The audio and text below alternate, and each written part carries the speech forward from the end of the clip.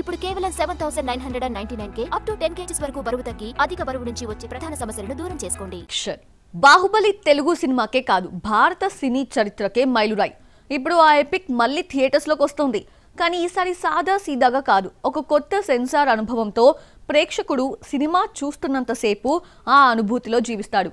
ఇంతకీ రాజమౌళి ఇలా కొత్త ఫార్మాట్లో రీ రిలీజ్ ట్రెండ్ మొదలు పెడుతున్నాడా అంటే రాబోయే రోజుల్లో పుష్ప 1 and 2, పొన్నియిన్ సెల్వన్ 1 and 2 లాంటి సినిమాలు ఒకే ఫ్రేమ్లోకి వచ్చిన మల్టీ పార్ట్ రీ రిలీజ్ సెన్సేషన్గా మారతాయా? ఎపిక్ ఐడియా వెనుక ఉన్న ఈ కొత్త ఫిల్మ్ మార్కెట్ ఫినామినా ఏంటో ఇప్పుడు చూద్దాం. గత కొన్నేళ్లుగా థియేటర్స్ లో ఒక కొత్త ట్రెండ్ మొదలైంది, రీ రిలీజ్ ఫీవర్. గతంలో సూపర్ హిట్స్ అయిన మురారి, జల్సా, ఖుషి, దూకుడు, మగధీర, జగదేక వీరుడు, అతిలోక సుందరి లాంటి సినిమాలు మళ్లీ స్క్రీన్స్ మీదకొచ్చి యూత్ ని, ఫ్యాన్స్ ని ఉత్సాహపరిచాయి. హౌస్ఫుల్ బోర్డ్స్ కనిపించాయి. ఈ ఫ్యాన్ బేస్ ని గమనించిన మేకర్స్ ఇప్పుడు మరో లెవెల్ కి వెళ్తున్నారు. ఇప్పటి వరకు ఒక్క సినిమా మాత్రమే రీ రిలీజ్ అయ్యేది, ఇప్పుడు మాత్రం 2 పార్ట్స్ కలిపి బ్రేక్ లేకుండా చూపించాలి అనుకున్నాడు జక్కన్న. ఇదొక కొత్త ట్రెండ్. రీ రిలీజ్ ఎంపిక మొదలైందనడానికి ఇదే సూచన. రాజమౌళి ఎప్పుడూ కొత్త పంధా చూపిస్తాడు. బాహుబలి భారతీయ సినిమాకి మొదటి పాన్ ఇండియా గుర్తింపు తెచ్చింది. ఇప్పుడు మళ్లీ ఆయనే రీ రిలీజ్ కి కొత్త నిర్వచనం ఇస్తున్నాడు. 2025 అక్టోబర్ 31న ప్రపంచవ్యాప్తంగా బాహుబలి మళ్లీ థియేటర్లోకి వస్తుంది. కానీ ఇది పాత సినిమాలా కాదు, ఒక కొత్త సినిమాలా. అన్నీ రీడిజైన్ చేసి ఎక్స్పీరియన్స్ ది ఎపిక్ అనే కాన్సెప్ట్ ని మన కళ్ళ ముందుకి తీసుకొస్తున్నాడు. ఇప్పుడు ఈ కాన్సెప్ట్ ఫ్యాన్స్ లో ఫైర్ క్రియేట్ చేస్తుంది.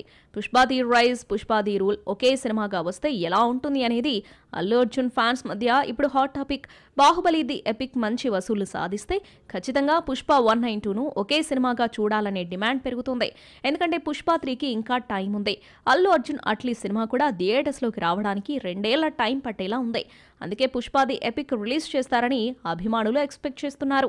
చోళరాజుల గాథ అయిన పొన్నియిన్ సెల్వన్ను 1 and 2 పార్ట్స్ కలిపి ఒకే సినిమాగా లేటెస్ట్ ఫార్మాట్లో చూపిస్తే అది కూడా మంచి కలెక్షన్ సాధించే అవకాశం ఉంది. కోలీవుడ్ టాక్ ప్రకారం మణిరత్నం కూడా ఆ దిశలో ఆలోచిస్తున్నాడట. ఇదంతా చూస్తుంటే రీ రిలీజ్ ఎపిక్ ఎరా మొదలైందని స్పష్టమవుతుంది.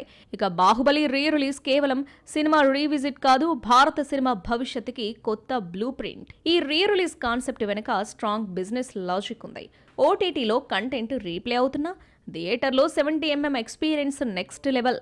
సో మేకర్స్ ఇప్పుడు మేకింగ్ ఖర్చు లేకుండా మరోసారి కలెక్షన్స్ కొల్లగొట్టడానికి వేసే ఐడియా ఇది. ముఖ్యంగా ఎపిక్ స్టోరీస్ని రీ రిలీజ్ చేస్తే కొత్త జనరేషన్కి కనెక్ట్ అవుతుంది.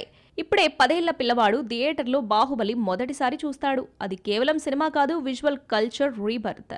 ఇది సక్సెస్ అయితే త్వరలో కేజీఎఫ్ కంప్లీట్ స్టోరీ లాంటివి కూడా రీ రిలీజ్ అవుతాయంటున్నారు ఫిలిం అనలిస్ట్.